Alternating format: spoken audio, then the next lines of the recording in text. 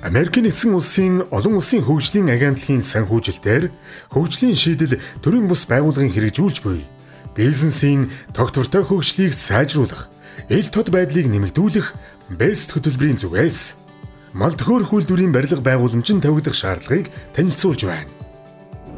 Мал төхөөрөх үйл явцаас үүдэлтэй аливаа эрсдлээс ард иргэдийг хамгаалах, биологийн гаралтай эрсдэл, өвчний голомтоос сэргийлэх, хүнсний чанар, аюулгүй байдлын шаардлага хангасан бүтээгдэхүүн үйлдвэрлэн зах зээлд нийлүүлэхийн тулд эрүүл ахуйн зохистой дадлын шаардлага хангасан үйлдвэрийг барьж байгуулах шаардлагатай.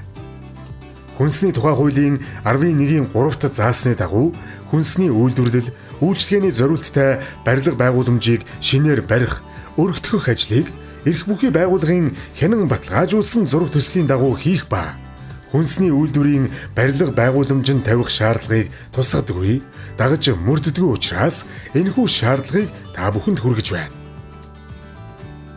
Үйлдвэрийн байрлал. Үйлдвэр нь аливаа үерийн аюул, ус, намаг гэх мэт тохиромжгүй орчноос тусдаа тухайн бүс нутгийн салхины ноёлох чигийн дагуу цэврээс бохирлуу чиглэлтэйгээр байгуулна. Үйлдвэр хот сүрэн газрын захад буюу бусад объектоос 500 м түүнээс дээш зайд байх ба цэвэр орчинд байрлана. Мал төхөөрөх үйлдвэрийн ерөнхий төлөвлөлт. Махны үйлдвэрийн барилга байгууламж нь үндсэн ба туслах байгууламжаас бүрдэх ба инженерийн иж бүрэн зураг төслийн дагуу баригдана. Дараах үйл явцын дагуу шаардлагатай байгууламжуудыг төлөвлөнө. Мал хүлээн авах, үзлэг шинжилгээ хийх, эрүүл, сэжигтэй малыг ялган тусгаарлах хашаа. Мал төхөөрөх цех. Мах сэврээ хөрөө. Дотор дайврыг цэвэрлэх, боловсруулах хэсэг. Гулууз мах эвдэх, хэсэглэн ангилах хэсэг. Гулууз мах хөлдөөх, хадгалах хэсэг. Дотор дайвар хөлдөөх, хадгалах хэсэг. Бусад байгууламж болон дэд бүтцүүдээс бүрдэнэ. Халдвар гүйтгэлийн цэг. Үйлдвэрийн хашааны гадна хаалган дээр халдвар гүйтгэлийн цэг буюу дисбарьер байгуулах бөгөөд энэ нь 9 м-ээс багагүй урттай, дунд хэсэгтээ ачааны машины дугуй бүтэн эргэж халдвар гүйтгэл хийх хэмжээний гүнтэй, халдвар гүйтгэгч уусмал бүхий суухтай байх шаардлагатай. Мал тусгаарлах хашаа.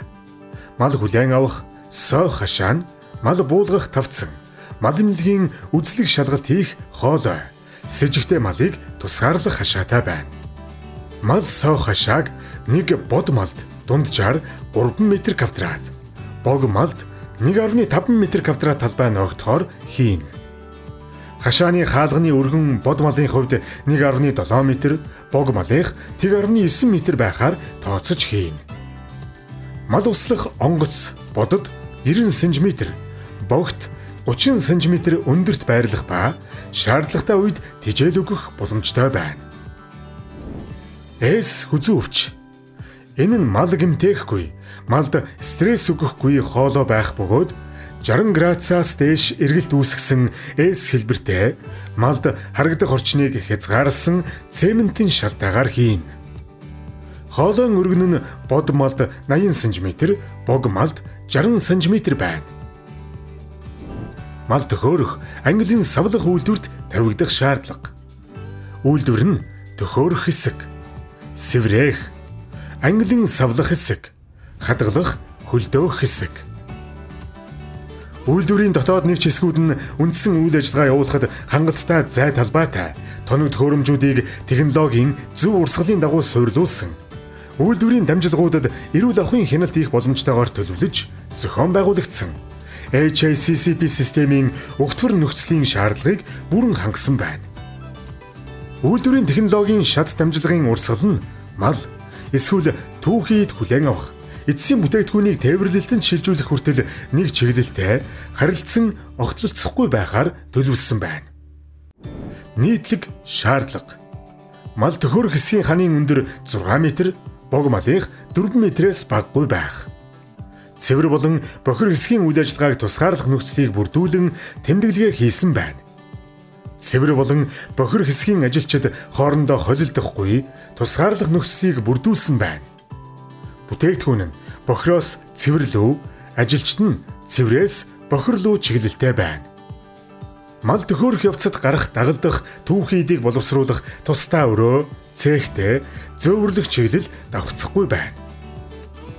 Малын арьс шир, эвэр туруу, сэвс зэргийг зайлуулах технологийн шийдэл нь бүтээгдэхүүн түүхийдийг дам бохирдолтоос хамгаалсан зай талбай, техник хэрэгсэлтэй, арьс болон сэвс зайлуулах тусгай шугамтай байвал зохимжтой.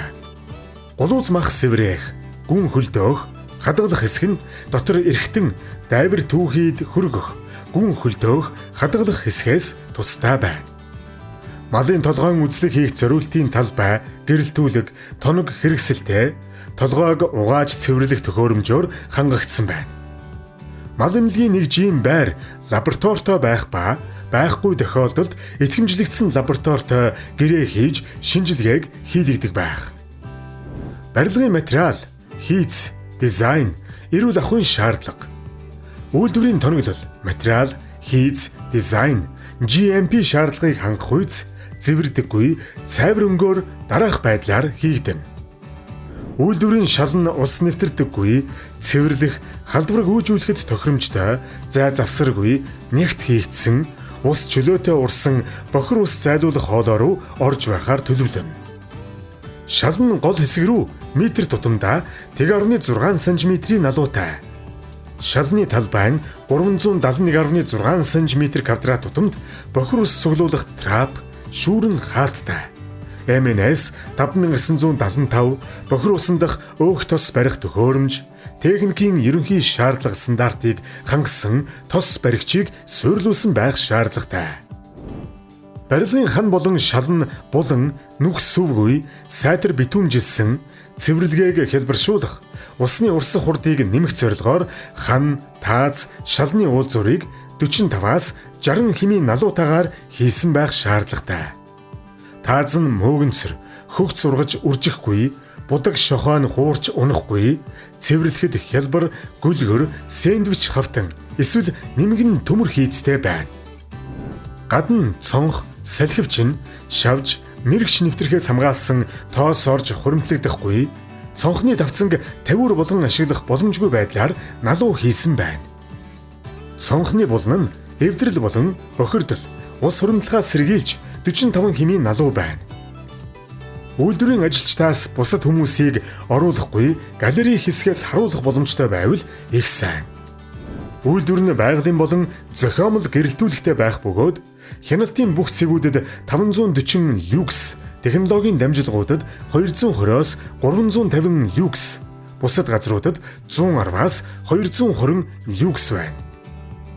Гэрэлтүүлэгч хэрэгсэл нь хамгаалалтын бүрхүүлтэй, бүрхүүлийн бэхэлгээ нь аюулгүй байдлыг хангасан, хагарах тохиолдолд бүрхүүлийг махан бүтээгдэхүүн бохирдохоос урьдчилан сэргийлж хамгаалах зориулалтаар бэхэлсэн байна.